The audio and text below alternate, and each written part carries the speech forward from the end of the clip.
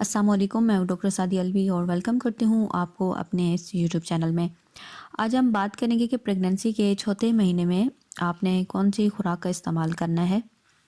तो अगर अभी तक मेरा ये चैनल आपने सब्सक्राइब नहीं किया तो कर लीजिए और साथ ही बेल का बटन आपने प्रेस कर लेना है ताकि मेरी आने वाली वीडियो का नोटिफिकेशन आपको मिलता रहे। प्रेगनेंसी का जो टाइम पीरियड है ये बहुत ही सेंसिटिव होता है, बहुत ही ज़रूरी होता है और जब तक ख़वातीन को ये इल्म नहीं होता कि उन्होंने कौन सी खुराक खानी है तो इससे ना सिर्फ उनकी अपनी सेहत मुतासिर होती है बल्कि जो बच्चे की ग्रोथ है वो भी ठीक तरह से नहीं हो पाती। इस वजह से इस बात का जानना हर ख़वातीन के लिए ज़रूरी होता है। सबसे पहले जो चीज़ आपने इस्तेमाल करनी है वो हमारे पास है आयरन रिच फूड। आपने ऐसी खुराक का इस्तेमाल करना है जिसमें आयरन ज़्यादा पाई जाती है, क्योंकि आयरन एक ऐसा ही चीज़ है जो कि आपको प्रेगनेंसी में उसकी बहुत ही ज़्यादा ज़रूरत होती है। अगर आपके अंदर खून की कमी होगी तो आपके बच्चे के अंदर भी खून की कमी होगी और आयरन की कमी की वजह से आपके बच्चे की जो अच्छी ग्रोथ है वो नहीं हो पाएगी और ना आप हेल्दी होंगी और ना आपका बच्चा। तो कोशिश करें कि ऐसी खुराक का आपने इस्तेमाल करना है जिसमें आयरन ज़्यादा पाया जाता है, जैसे कि गोश्त, मछली, अंडा, कलेजी, सोयाबीन, सब्ज़ पत्तों वाली सब्ज़ियाँ, पालक, नट्स, सीड्स और इसके साथ साथ ही जो ड्राई फ्रूट्स हैं वो आप इस्तेमाल करें। काले चने, सुर्ख लोबिया, चुकंदर, खजूर, ये सारी की सारी चीज़ें आयरन से भरपूर होती हैं और अपनी खुराक में आयरन को ज़रूर शामिल करें। नंबर 2 हमारे पास है फाइबर रिच फूड। बहुत सारी जो ख़वातीन हैं जैसे जैसे उनकी प्रेगनेंसी बढ़ती है तो उनका जो हार्मोन प्रोजेस्टेरोन जो लेवल है वो स्लो डाउन होता है, जिसकी वजह से आपके मैदे की जो तकलीफ़ हैं वो बढ़ जाती हैं। हाजमा ठीक तरह से नहीं होता, गैस बनती है मैदे में, जो है पेट में दर्द होता है, सीने में जलन, तज़ाबियत के जो मसाइल हैं वो पेश आते हैं और इसके साथ साथ ही कब्ज़ जो है वो बहुत ज़्यादा बढ़ जाती है। तो जब कब्ज़ आपको ज़्यादा रहेगी तो आपकी सेहत भी मुतासिर होगी और आप अच्छी तरह अपने रोज़मर्रा के काम नहीं कर पाएंगी और अगर ज़्यादा लंबे टाइम पीरियड तक आपकी कॉन्स्टिपेशन रहे तो आगे चल के मज़ीद आपको बवासीर का जो मसला वो पेश आता है। तो ऐसी खुराक ज़रूर इस्तेमाल करें जिसमें फ़ाइबर ज़्यादा हो, क्योंकि फ़ाइबर आपके मैदे के निज़ाम को, आपकी आंतों के निज़ाम को अच्छा रखता है और कब्ज़ से बचाता है। तो आपने ऐसी खुराक का इस्तेमाल करना है जिसमें फ़ाइबर ज़्यादा पाया जाता है, जैसे कि गंदम का आटा आप इस्तेमाल करें, दलिया और फ्लैक्स सीड आप इस्तेमाल करें, मूंगफली इस्तेमाल करें, बादाम, अखरोट, पिस्ता, सब्जियां इस्तेमाल कर सकती हैं आप जैसे कि ब्रोकली, मीठे आलू, गाजर, मूली और फलों का आप इस्तेमाल करें जैसे कि स्ट्रॉबेरी, एप्पल, सेब, नाशपाती, आड़ू, ये सारी चीज़ें फ़ाइबर से भरपूर होती हैं। और कोशिश करें कि जो आटा है वो चक्की का आटा इस्तेमाल करें और छना हुआ आटा इस्तेमाल ना करें, बल्कि अनछना आटा जिसमें ऊपर जो है फ़ाइबर पाए जाते हैं वो आटा आपने इस्तेमाल करना है। नंबर 3 हमारे पास है कैल्शियम रिच फूड। आपने ऐसी खुराक इस्तेमाल करनी है जो कि कैल्शियम से भरपूर हो, क्योंकि कैल्शियम आपके बच्चे की ग्रोथ के लिए, उसकी हड्डियों को मजबूत बनाने में बहुत ही अहम किरदार अदा करता है। तो अगर आप ऐसी खुराक इस्तेमाल नहीं करेंगे जिसमें कैल्शियम पाया जाता है तो आपके बच्चे की हड्डियों की अच्छी तरह नशोनुमा नहीं हो पाएगी और जब बच्चा दुनिया में आएगा तो उसकी हड्डियां और दांत खोखले होंगे, बच्चे का कद नहीं बढ़ेगा, हड्डियां टेढ़ी मेढ़ी होंगी और वो छोटे कद का मालिक होगा। तो कोशिश करें कि अपनी खुराक में कैल्शियम ज़रूर इस्तेमाल करें।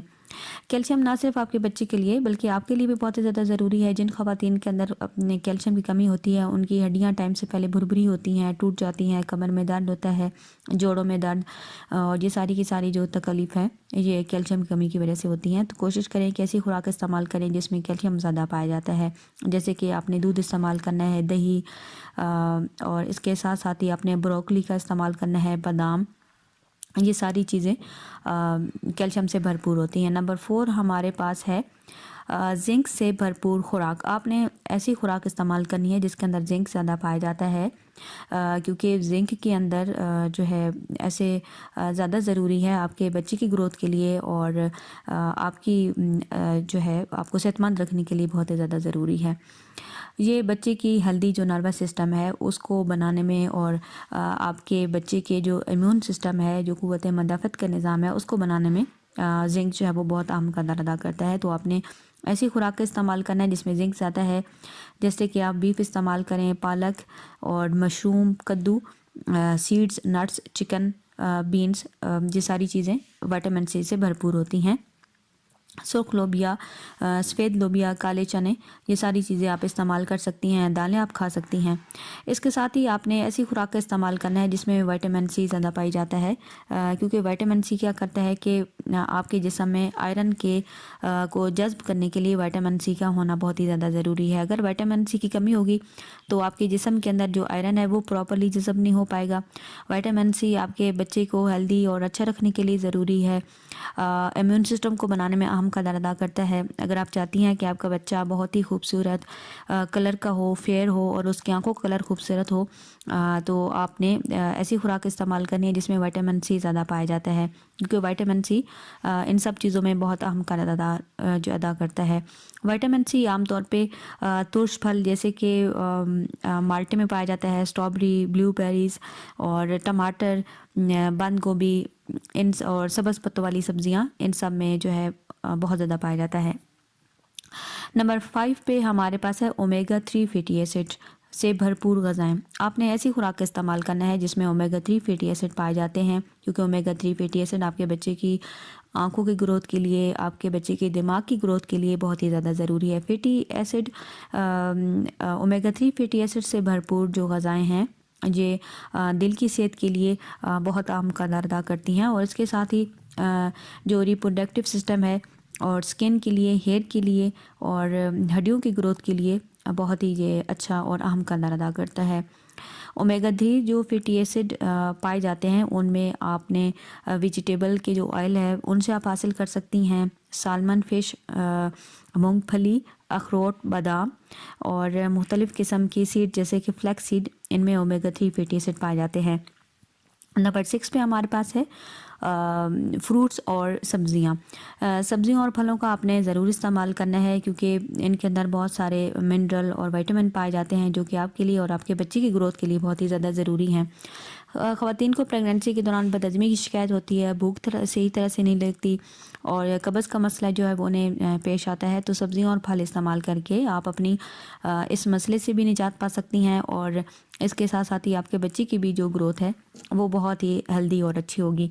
नंबर 7 पे हमारे पास है कि प्रोटीन और कार्बोहाइड्रेट से भरपूर ग़िज़ाएँ। आपने ऐसी खुराक का इस्तेमाल करना है जिसके अंदर जो है वो प्रोटीन पाई जाती है, क्योंकि प्रोटीन आपके बच्चे के मसल्स को बनाने में, टिश्यू को बनाने में, डीएनए को बनाने में बहुत ही अहम किरदार अदा करता है, और ये आपको ताकत भी देते हैं। बहुत सारी ख़वातीन प्रेगनेंसी में वीकनेस का जो है वो शिकार होती हैं, ज़रा सा काम करके उनको थकावट जो है वो पेश आती है, और इसी के साथ साथ ही उनका जो वज़न है वो नहीं बढ़ रहा होता, बच्चे की निशोनुमा नहीं हो पा रही होती। जब आप अल्ट्रासाउंड करवाते हैं तो आपको पता चलता है कि बच्चा जो है जितनी वीक की प्रेगनेंसी है उससे छोटा है, बच्चे की जो ग्रोथ है वो ठीक तरह से नहीं हो पा रही। इसी तरह बहुत सारी जो ख़वातीन हैं उनका जिस तरह से वज़न बढ़ना चाहिए प्रेगनेंसी में वो नहीं बढ़ता, तो फिर बहुत ज़्यादा परेशानी का सामना करना पड़ता है। तो इन चीज़ों से बचने के लिए आप अपनी खुराक में प्रोटीन को ज़रूर शामिल करें, क्योंकि प्रोटीन लेंगी तब बच्चे के सेल टिश्यू बनेंगे और बच्चे की जो नशोनुमा है वो अच्छी हो पाएगी। प्रोटीन हासिल करने के लिए आप दूध का इस्तेमाल करें, दही, दालें, चिकन, मूंगफली और मुख्तलिफ़ किस्म के जो सीड्स होते हैं जैसे कि फ्लैक्स सीड, बटर का इस्तेमाल करें, मीट, चिकन और सोयाबीन, ये सारी की सारी चीज़ें जो है प्रोटीन से भरपूर होती हैं। इसके साथ साथ ही आपने ऐसी खुराक इस्तेमाल करनी है जो कि कार्बोहाइड्रेट से भरपूर हो, क्योंकि कार्बोहाइड्रेट्स आपको एनर्जी देते हैं, ताकत देते हैं।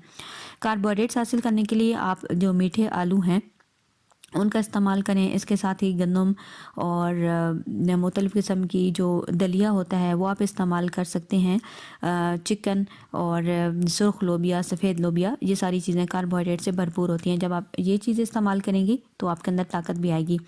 नंबर 8 पे हमारे पास है कि फोलिक एसिड से भरपूर ग़िज़ा। आपने ऐसी खुराक का इस्तेमाल करना है जिसमें फोलिक एसिड पाया जाता है, क्योंकि फोलिक एसिड आपके बच्चे की ग्रोथ और नशोनुमा के लिए बहुत ही ज़्यादा ज़रूरी है, स्पेशली प्रेगनेंसी में। क्योंकि बहुत सारे बच्चे जब पैदा होते हैं तो उन्हें पैदाइशी तौर पे माजूरी होती है, होंठ कटा हुआ होता है, तालू कटा होता है, और इस तरह रीढ़ की हड्डी पे जो फोड़ा है वो होता है तो इन सब चीज़ों से बचने के लिए आपने ऐसी खुराक का इस्तेमाल करना है जिसमें फोलिक एसिड पाया जाता है, क्योंकि फोलिक एसिड आपके बच्चे की ब्रेन की और स्पाइनल कार्ड की हेल्दी और अच्छी ग्रोथ और डेवलपमेंट के लिए इसका होना बहुत ही ज़्यादा ज़रूरी है। तो अपनी खुराक में आप दालों का इस्तेमाल करें, सब्ज़ पत्तों वाली सब्ज़ियाँ और सुर्ख लोबिया, सफ़ेद लोबिया, मूंगफली और पालक, ये सारी चीज़ें फोलिक एसिड से भरपूर होती हैं, तो इनको अपनी खुराक का हिस्सा ज़रूर बनाएं। नंबर 9 हमारे पास है विटामिन डी से भरपूर ग़िज़ाएँ। विटामिन डी बहुत ही ज़्यादा ज़रूरी है, क्योंकि आपके जिस्म में कैल्शियम को जज़ब करने के लिए विटामिन डी का होना बहुत ज़्यादा ज़रूरी है। इसके साथ ही बच्चे की हड्डियों की ग्रोथ के लिए, उसके दांतों के लिए विटामिन डी का होना बहुत ही ज़्यादा ज़रूरी है। और ये आपके बच्चे की आँखों की सेहत के लिए और हेल्दी स्किन के लिए बहुत ही अहम किरदार अदा करता है। बच्चे की हड्डियों को, दांतों की नशोनुमा के लिए विटामिन डी का होना बहुत ज़्यादा ज़रूरी है। और विटामिन डी हासिल करने के लिए आप दूध का इस्तेमाल करें, फैटी फिश जैसे कि सालमन आप इस्तेमाल कर सकते हैं। इन सब चीज़ों में विटामिन डी जो है वो ज़्यादा पाया जाता है। उम्मीद करती हूँ आज की ये वीडियो आपको अच्छी लगी होगी। वीडियो अच्छी लगे तो लाइक और शेयर कर दीजिएगा। Thanks for watching.